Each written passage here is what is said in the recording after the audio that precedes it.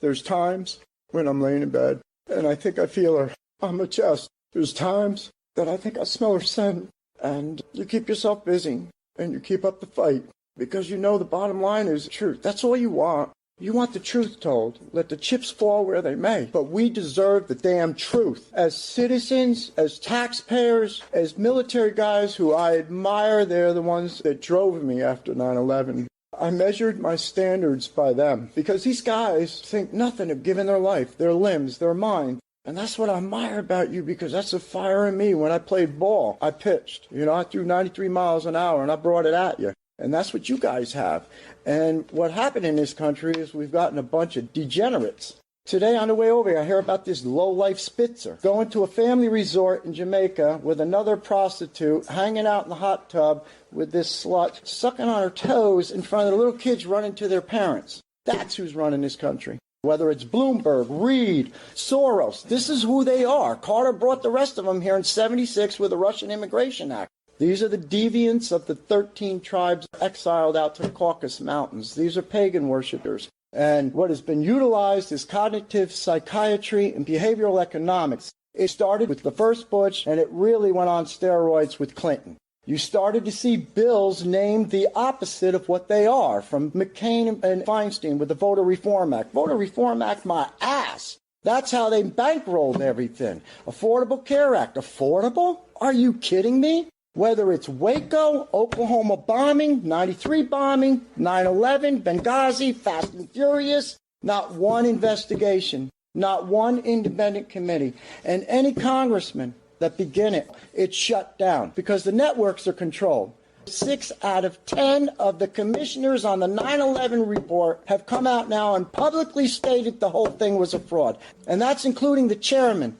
We as Americans have to come together, not as Republicans or Democrats, because there's not enough of us. Nixon took care of that in 73 with the census. He put labels on all of us to divide us into smaller groups. And then you divide and you make them fight with one another. And then you give money to this group and you take it from this one and you blame it on this one. We've been here before.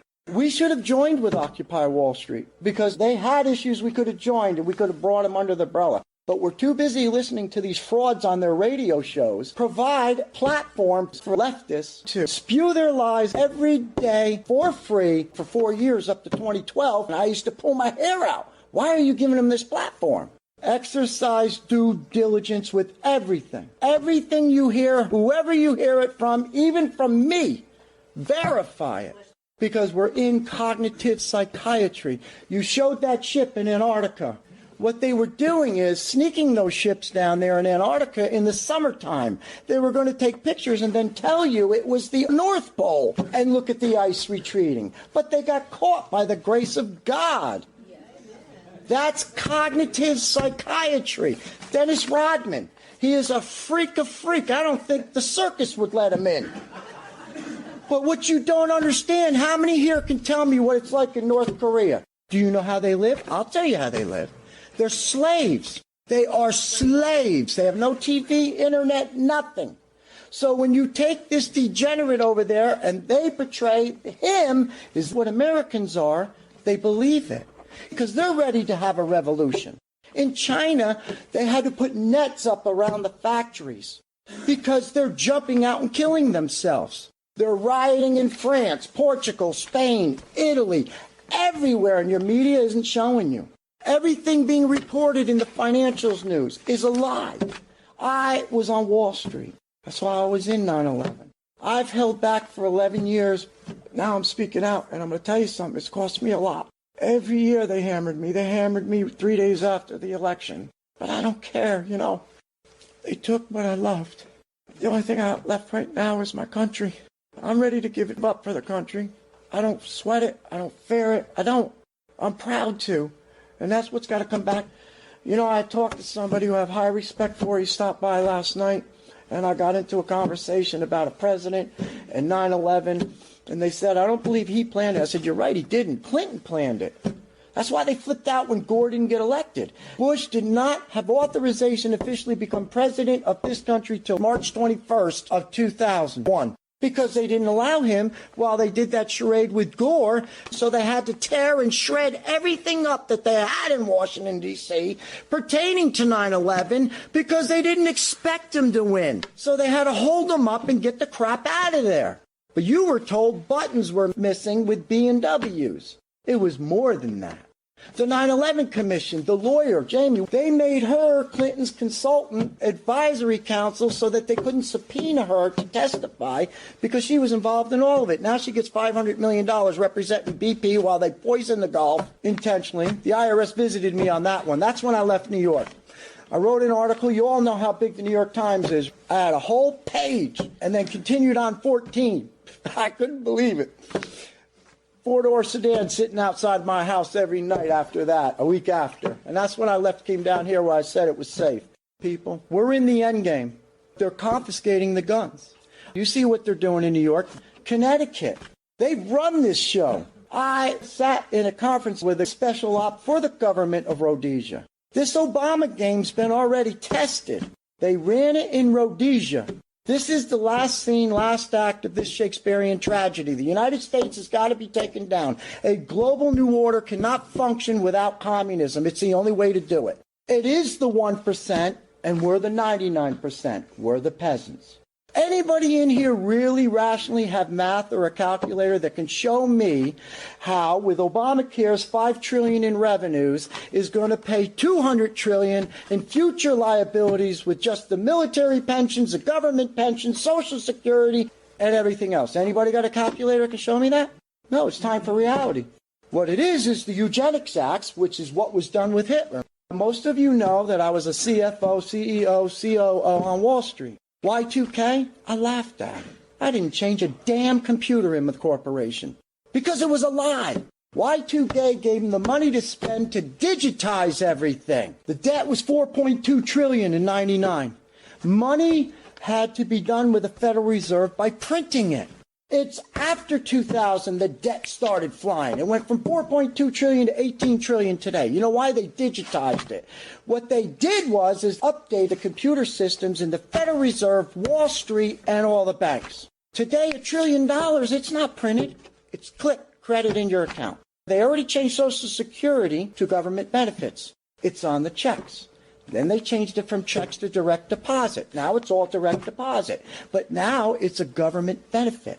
$82 million worth of tax refund checks were sent to the same address in Austin. $83 million were sent to the same address in Atlanta. If you get rid of the name welfare, it's all in that same pool, government benefit. Obamacare is Medicaid. It's going to be one platform. Look, you know what? They bought him with just a damn debit card, but they don't know any better. This isn't new. They also did it in South Africa. Do you remember the convict that was a spokesman for South Africa and Puerto Rico back then? You guys forget Sharpton back then? In 1939, 1940, Germany was the world power. The Brits had the pound and the world currency, but the Germans were the world power. They were the science geniuses. They were the manufacturers. They had the biggest navy. The world order move took place back then. This isn't the first time. They made that move with Hitler. This is the endgame. You take down the U.S., you're there. They're moving on the guns. They're controlling the media. They're picking us all off one by one. Last July, J.P. Morgan crashed the gold market. It was at 1,800, as you know. He dropped it down to 1,200, 1,190. He did it by dumping $500 billion worth of gold ETF certificates, paper. You have the Federal Reserve, and they assign 11 banks as the bullion banks. They're the only ones that get to hold gold in this country. So you got the fox in the hen house. That's why they were able to dump the paper. So when they dump that amount of gold futures, it causes an avalanche in the whole market. So individual investors that didn't pay cash for their contracts, who margined their accounts, remember internet crash 98? It causes another sell-off in the markets. The sell-off was initiated with the call margins. J.P. Morgan now, they sold it off at this price, paper, not gold. The call margins caused the price to go even further. They got their money from their sell-off. Now they go get them in the call margins for like 20% even less. And they're the bullion depositors too, so they got the gold. Now they dump the gold and sell it off to China. All gold's going to Asia, about 200 tons a month right now. They're rehypothecating. Soon as JP Morgan dumped it, they turned around and bought $1 trillion worth of futures at 1150. You crash the currency 75%, gold shoots through the roof, they exercise the contracts at 1150, and they're sitting pretty. All those foreclosures, who's holding them now? Who has possession of the $16 trillion worth of foreclosures from the phony mortgage environment that Clinton started? The Federal Reserve. That's not a government agency. They don't even have the titles to these properties. But when you devalue the currency 75%, what happens to the dollar price on those homes? It goes up 75%. They're not underwater anymore. That's a gain going down. In 2013, we only gained 18,000 jobs a week. When you hear them report that employment number, 360,000 unemployment applications, that number's weekly. Multiply it by 52. What's that, 19 million? 18,000 a week in job gains, which are low-paying and temporary, is only 932,000. You see, you got to figure it out on your own. They're not going to tell you. Beck had one rally. Maybe some of you were there. There were 1 million of us, 2010 August, was it not, in Washington, D.C.? He never had another one after that. Haven't you wondered about that? Because he was threatened. I'll take you back to 2009. Remember a guy by the name of Murtha, Pennsylvania senator? He wanted to be boss. He had seniority. He wasn't going to let some ditz from San Francisco who can't even tie her shoes named Pelosi or another schmuck Reed. That was his position. And he let him know, I'm not playing games with you. I'm the boss in town. If you don't, I'm going to tell him everything you did at the DNC. They changed the rules at the Democratic Convention in Colorado in 2008 to accommodate a non-citizen as their candidate. Murtha was going to put the hammer down on him. 3 weeks ago, was it? The woman that approved the release of his certificate died in an airplane. It's not a game. We've had a lot of people die. Breitbart's dead. Now, I know from the guys in the CIA, they made it very clear they got plenty of potions to give you whatever they want. And then if you go in and talk to a military doctor and you tell the guy, look, this is a national security issue. This guy's a spy. He's been telling them our positions of our missiles and everything. So he's just got to have an accident in his surgery. And you can't ever discuss this. This is national security. When these guys throw that word around, national security, they got to dance. And that means kill you. And that's what happened to Murtha. That's what's happened to a lot of them. Generals. I was very close with somebody who was taking care of Schwarzkopf. Didn't you guys ever wonder how Reagan got Alzheimer's? How Schwarzkopf got Alzheimer's? This is not a game.